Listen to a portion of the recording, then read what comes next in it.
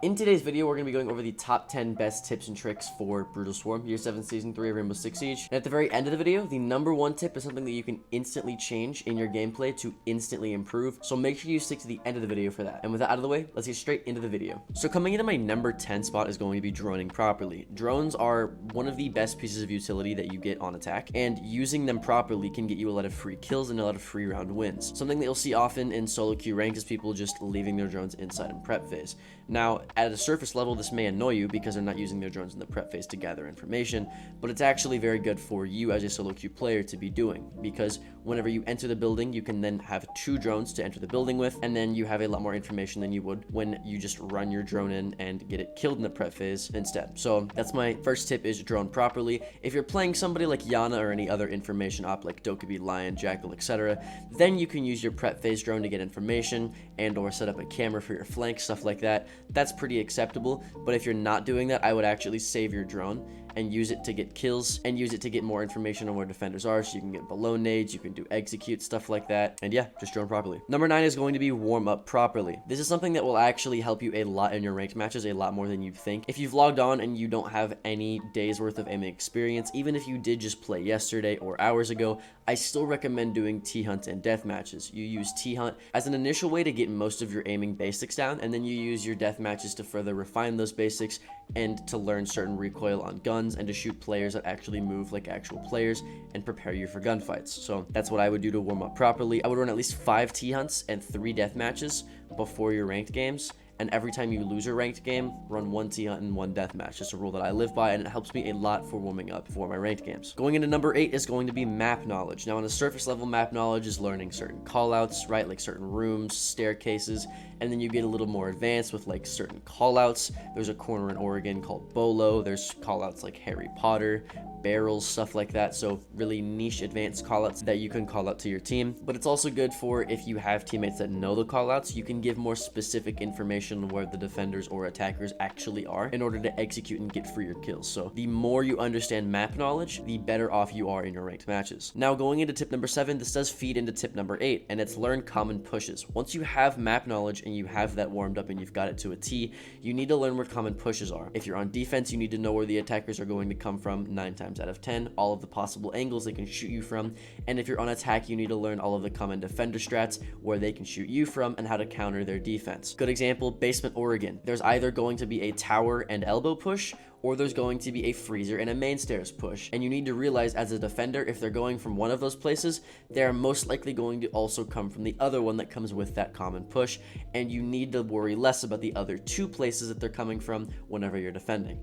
Now, in solo queue ranked, it is a little bit different because you have people solo pushing and people can rotate their pushes, right? So that doesn't mean completely ignore some parts of the map and only look at other parts of the map. You just need to understand where the common pushes are so that you better know where to not sit and where to look for potential attacker pushes. Number 6 is going to be stop playing support. Now, I know this is a really unpopular idea, but I'm talking about attacking support operators like Ace, Hibana, Maverick, and Thermite. Now, the reason I'm saying to stop playing these operators, if you have a duo queue, or you have a team, or you have reliable players at all, even if you're solo queuing, you have reliable players that you know will help you get the wall open, then sure, run support, get the wall open, do what you need to do.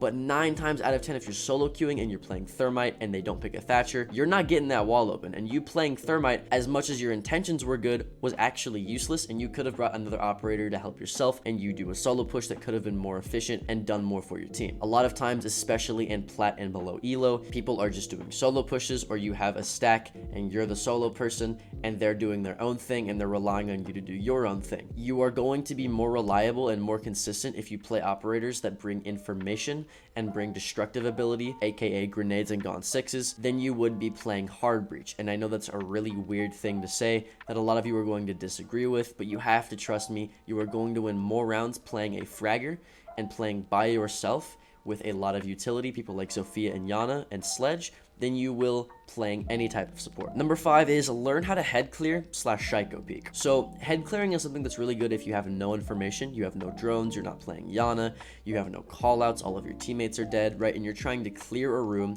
without actually having to get into a gunfight or getting surprised by an enemy that's sitting in a corner. Head clearing is essentially you get on a doorway and you sit and you lean back and forth to see all of the common angles that defenders could be sitting in, and if they're not there, then you know where to look / pre-fire. A very good thing to utilize.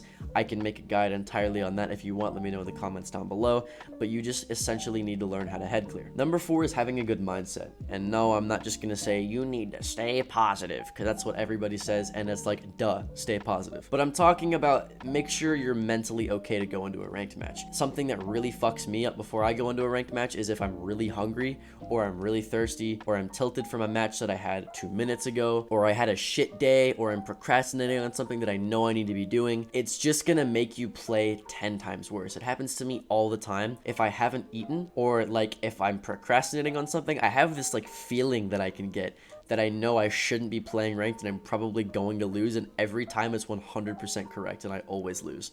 So just make sure that you're okay before you go into a ranked match. You're not tilted, you've got everything under control in terms of your headspace and your body, and you're perfectly ready to go play some ranked. I know it's a little bit cringe to say all that, but it's true. It's really true. Just make sure you're fucking good and then go into ranked. Take care of your shit first and then play ranked. Video games can wait. Make sure you got your real life shit taken care of beforehand. Now these next 3 tips take a lot of time and effort, except of course my number 1 tip, which I talked about in the beginning of the video.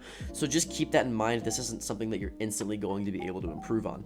That being said, going into my number 3 tip is learn from better players. So you can learn from people that are better than you in terms of like having friends that are better than you, or people on your team in that certain game that are better than you. But something that I like to do a lot is look at Challenger League and Pro League players that play this game professionally and look at what they're doing and why they're doing it, and looking at interviews with them and looking at commentators with them, and just actually learning the ins and outs of the game to see what I'm doing wrong and to see what I can do to improve.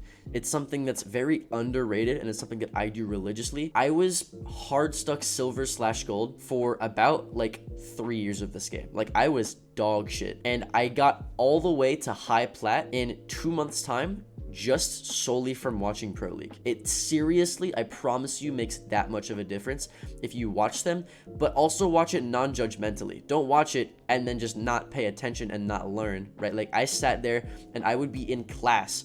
I had finished all my homework and I would just sit and watch Pro League, and I would take notes on what they were doing and why they were doing it so that I could actually implement it into my gameplay. Watching it is one thing, but actually learning from it is another, so make sure you're learning from better players. Going into my second best tip is you need to be learning after every death. Again, learning. Don't just die and think, oh, that guy killed me, he's lucky, or oh, I was sitting in a dumbass spot. Like actually think about the reason you died and what you could have done to get out of that death. If it was a death that you could not have prevented whatsoever, 3 guys were pushing you while you had 2 people grenading from below, you gotta have the mindset of like, okay, well, I shouldn't have been there, or okay, maybe my teammate should have done this, but I could have told him to do this, right? There's always a reason why you died, and every single death can and should be your fault in your head. And you need to be not only blaming yourself for everything, but you also need to be learning from every single time that you die. That way you never make the same mistake twice. Going into my number 1 tip that you can instantly change right now to immediately get you rank ups is don't solo queue. It's such a simple tip that you can change right now to immediately get you rank up games. And it's so simple. All you have to do is go to the R6 Discord, and there are tons of people that are just ready to play right now. And there are tons of people that are just waiting for teammates like you to join. What you can do is, if you don't want to join and you just want to make a group, you go into the text channel that says looking for players, NA, whatever, and then you're able to change the call to what type of player you want. So you can change the call to say gold, NA, 1.2 KD, positive mindset, and then everybody that meets those qualifications can join your call. You get their Uplay, you add them, and you play ranked with them. Having a solid 5 stack that you have guaranteed comms with is so much better than just playing with randoms that don't talk, that just throw by picking Amaru, right? Like you can get a solid 5 stack so easily. And then not to mention, there are tons of channels and pages in that Discord server of people looking for actual teams to play with consistently. So if you want to start getting into tournaments, you want to start playing the game for money, you can go to a tech channel that says looking for players, and there are teams actually looking for players that will play ranked with you and that have strats already set up. It's extremely useful and extremely easy to do, and it's something that you should be doing. There's no excuse to solo queue. Even on console, you have looking for party. You have so much shit that you can do to get yourself to the level of being able to play with a consistent 5-stack that there's no excuse to be solo queuing, and that's my number one tip, is do not solo queue in ranked. But with all that out the way, that's pretty much it for the video, guys. Comment down below if you have any questions or if you like the style of the video. Like the video if you liked it. Don't forget to sub the channel. It helps me out a lot as I am a small content creator. And with that out of the way, that's pretty much it. My name's Alka, and I will see you in the next one.